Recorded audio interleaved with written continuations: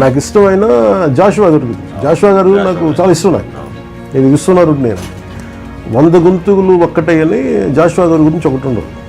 దాంట్లో ఈయన జాషువా గారి గురించి ఈయన రాసింది. యాక్చువల్ జాషువా గారి గురించి ఇది అంటే కులమతాలు గీచుకున్న గీతాల చూచి పంజరాన పట్టుబడను నేను, నిఖిల లోకమెట్లు నిర్ణయించిన నాకు తరుగు లేదు, విశ్వనరుడు నేను అనేది ఈయన జాషువా గారు అని విశ్వమానవ కళ్యాణం కోసం ఈ కవిత్వం రాశారు.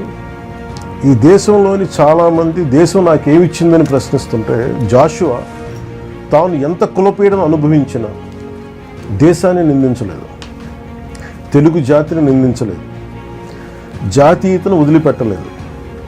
స్పష్టమైన జాతీయ సామాజిక దృక్పథంతోనే కవితలు రాశారు. పీడిత జాతులకు సామాజిక న్యాయం కావాలని కోరుకున్నారు. సామాజిక స్పృహతో తన రచనలకు బాధ్యత వహించే ఏ కవి రచయిత అయినా నేల విడిచి సాము చేయడు. తాను పుట్టిన నేల, ఊరు, ప్రాంతం, దేశాన్ని ప్రేమిస్తూనే జాతీయతను హృదయానికి హత్తుకుంటూ రచనలు చేశారు. వాటినే విశ్వజనీనం చేస్తారు.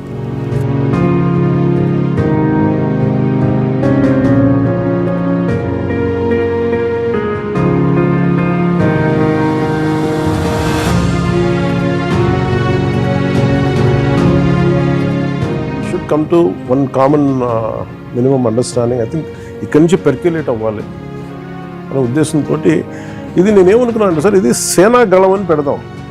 అంటే ఇది ఒక సమతా స్వరం అని సేనాగళం.